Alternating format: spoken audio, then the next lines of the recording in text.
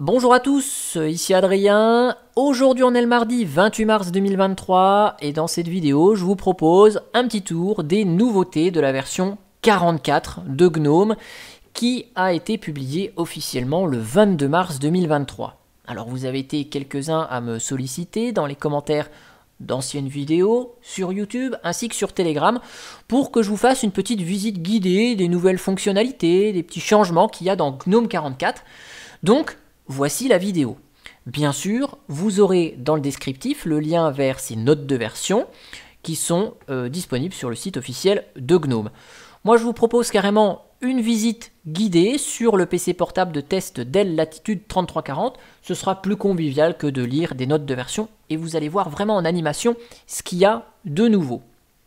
Et je vous propose de commencer par le menu Quick Settings, donc des paramétrages rapides situés en haut à droite sur l'environnement de bureau GNOME. Donc vous le savez, avec GNOME 44, les boutons ont fait leur apparition sous forme de Quick Toggle Button. Vous savez, on clique par exemple sur le bouton, ici style sombre, hop, et ça active la fonctionnalité style sombre. Je reclique dessus, ça la désactive, et vous voyez, quand le bouton est en bleu, la fonctionnalité est active, quand le bouton est grisé, la fonctionnalité est inactive. Ça, c'est issu de la précédente version de GNOME, donc 43. Mais là, dans GNOME 44, certains boutons ont des sous-titres. Donc vous voyez ici, pour le Wi-Fi, on a le nom du point d'accès sur lequel on est connecté. Ça, c'est un ajout.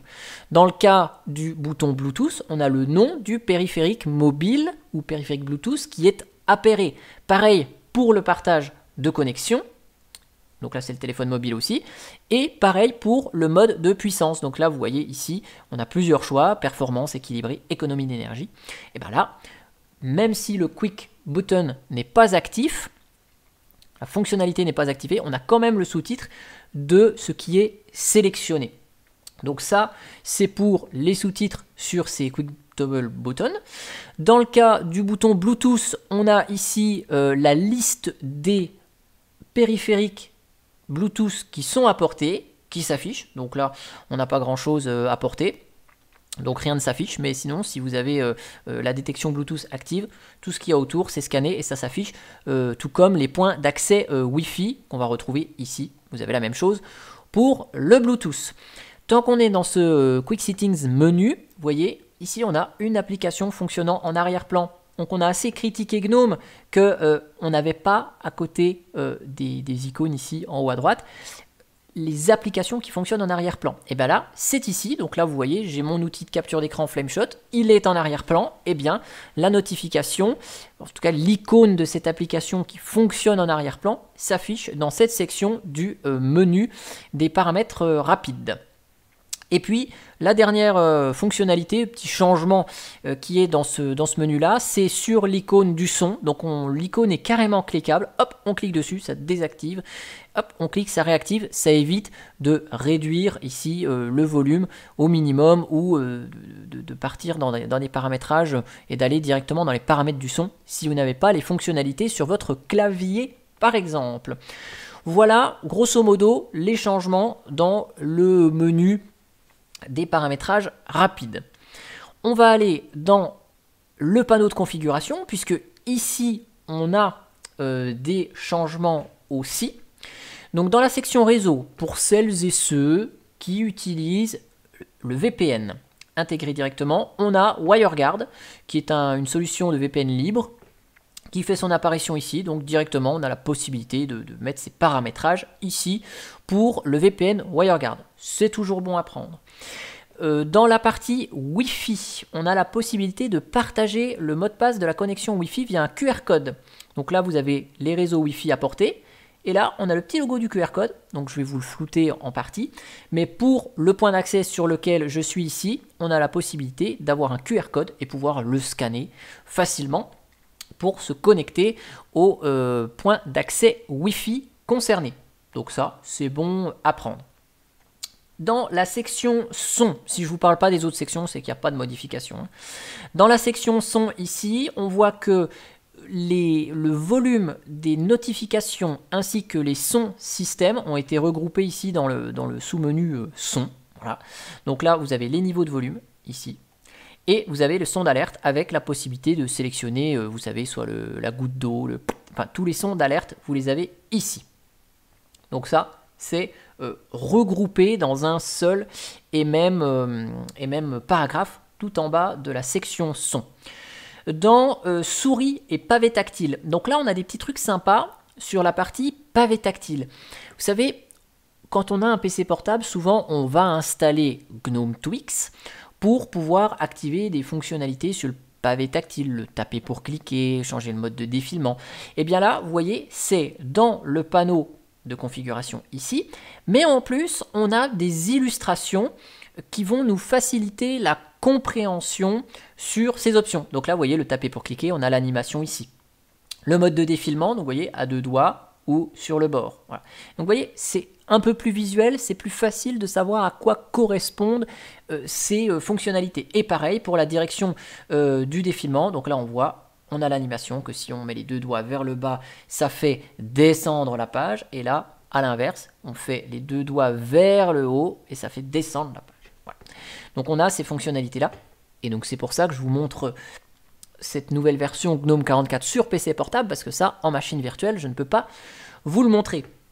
Dans la partie accessibilité, donc on a du changement ici, puisque plutôt que d'avoir des paragraphes avec tous les paramétrages, ici, tout a été, j'allais dire, refactorisé dans des sous-menus qui sont cliquables. Donc là, vous voyez, vision, hop, je clique dessus, et ça ouvre ce panneau. Je reviens à l'étape précédente, donc tout ce qui concerne l'audition, c'est ici, hop, la saisie, je reviens ici, vous voyez. Donc ça, c'est ce que l'équipe de GNOME souhaite faire comme disposition et l'adapter pour d'autres sections du panneau de configuration. C'est d'ailleurs ce qui a été adapté en partie ici pour la partie son, pour les niveaux de volume et les sons d'alerte, vous voyez, avec ici ces mêmes indications. Donc là, accessibilité a bénéficié d'une petite refonte ici. Et dans la section à propos, on a 2 ajouts. Alors, premièrement, le changement du nom de l'appareil est un peu plus facile. C'est plus intégré dans la fenêtre, si vous voulez. On a 2 ajouts. On a la version du micro-logiciel, donc du BIOS ou de l'UEFI. Voilà, c'est pas très parlant sur cette machine. Et on a la version du noyau qui est actuellement utilisée, qui s'affiche ici. Donc là, on voit la version 6.2.8 du noyau. Et donc, vous voyez que je tourne sur une Fedora 38. C'est un PC portable de test au boulot pour tester Fedora en plus. Voilà. Donc, on a fait à peu près le tour sur la partie panneau de configuration. Après, on a quelques améliorations au niveau des outils de GNOME en général. Je vais retourner dans le panneau de config ici. Regardez. Je vais là dans Apparence et je vais ouvrir, vous savez, le petit sélecteur de fichiers là. Ça, ce sélecteur de fichiers qu'on retrouve dans d'autres applications. Eh bien, ce sélecteur de fichiers ici, vous voyez, on a enfin la possibilité, après 18 ans qu'un bug ait été ouvert, on a la possibilité de basculer en mode grille. Et là, ça va vous permettre, dans le cas de sélection d'images, d'avoir les prévisualisations des images un petit peu plus grosses que cette vue qu'on avait limitée en liste. C'était pas facile de prévisualiser les images. Là, c'est un peu plus sympa de voir ça. Donc, fonctionnalité qui était attendue depuis 18 ans, qui n'existait donc même pas du temps de GNOME 2. Pour le gestionnaire de fichiers, donc Nautilus, ici, donc le gestionnaire de fichiers Nautilus, il a quelques petites fonctionnalités supplémentaires. Donc là, je vais me mettre en mode liste. Donc là, on a les dossiers. Et bien, dans les paramètres, ici, on a une nouvelle option qui s'appelle, vous allez voir, je vais l'activer là, dossier extensible en vue liste. Si je les coche, hop, on va retrouver la possibilité là de dérouler les sous-dossiers. Voilà. On va pouvoir dérouler tout ça. Voyez, donc là, c'est une fonctionnalité, bon, je ne suis pas forcément fan, mais cette fonctionnalité est activable dans le gestionnaire de fichiers via donc cette petite coche nouvellement disponible, dossier extensible dans la vue liste. Et puis Nautilus, si on l'utilise avec plusieurs onglets, on a un menu additionnel ici quand on fait un clic droit sur un onglet qui va nous permettre de gérer des actions sur l'onglet, soit de recréer un nouvel onglet, soit de déplacer l'onglet vers une nouvelle fenêtre, déplacer l'onglet vers la gauche, fermer les autres onglets ou fermer cet onglet-là. Voilà. Donc on a la possibilité ici, vous voyez, de gérer un petit peu plus finement les onglets directement dans le gestionnaire de fichiers. Dans les autres applications issues de GNOME, on a une petite modif sur GNOME Logiciel. Donc GNOME Logiciel a une nouvelle option ici, donc ça va ravir dans les préférences les utilisateurs de logiciels libres qui n'aiment pas trop les logiciels propriétaires. Vous avez la possibilité via cette coche là de n'afficher que les logiciels open source et donc de masquer les éventuels logiciels qui sont propriétaires de la Logitech GNOME. Voilà, donc ça c'est possible si vous voulez ne pas afficher les logiciels propriétaires. C'est une case qui est désactivée par défaut, vous avez vu sur Fedora 38 ici. Allez, dans les deux autres petites nouveautés qui font sensation dans les applications, on a sur GNOME Contact. Donc GNOME Contact, ici vous avez la possibilité de partager des contacts sous forme de QR code comme le réseau Wi-Fi là, avec les trois petits points, partagé sous forme de code QR. Et là, vous pouvez flasher le code QR sur un équipement qui va pouvoir vous importer le contact sans avoir à tout ressaisir. Donc ça, c'est assez pratique pour ceux qui utilisent la section contact de GNOME Logiciel. Et puis, on a le navigateur web de GNOME, à savoir Epiphany, qui bascule en version 44 en GTK 4 avec libadwaita. Donc pareil, lorsque l'on va basculer en thème sombre, cette application va prendre le thème sombre global de l'environnement de bureau. Voilà. Et puis bien sûr, on a les traditionnelles améliorations de performance, correction de bugs dans cette version 44 de GNOME. Alors, pour conclure, vous allez me dire, c'est bien, mais GNOME 44, quand est-ce qu'on peut l'avoir ?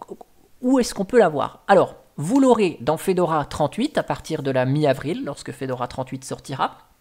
Vous l'aurez dans Ubuntu 23.04 fin avril. Alors Ubuntu, vous savez, va toujours modifier GNOME, donc vous ne l'aurez pas dans l'apparence telle que vous le voyez dans cette vidéo. Sur Arch Linux, à l'heure actuelle, c'est toujours la version 43.3, donc vous l'aurez, je pense, d'ici quelques jours. Et une fois que ce sera disponible sur Arch Linux, vous l'aurez une ou deux semaines après dans Manjaro, si vous utilisez Manjaro. Après, malheureusement, si vous êtes utilisateur de Debian, vous l'aurez dans Debian Unstable, mais pas dans Debian 12 qui sortira prochainement, puisque Debian 12 sera proposé avec GNOME 40. Et si vous êtes utilisateur de Gentoo ou de leurs dérivés, eh bien GNOME 44 est déjà disponible en test. Il devrait être disponible d'ici un petit mois, je suppose. En tout cas, j'espère que cette vidéo sur les nouveautés de GNOME 44 vous aura plu. Je vous mets bien sûr dans le descriptif de la vidéo le lien vers les notes de version où vous pourrez regarder dans les moindres détails ce qui a changé. Et moi, je vous dis à bientôt pour une prochaine vidéo. Allez, ciao, ciao, bye bye.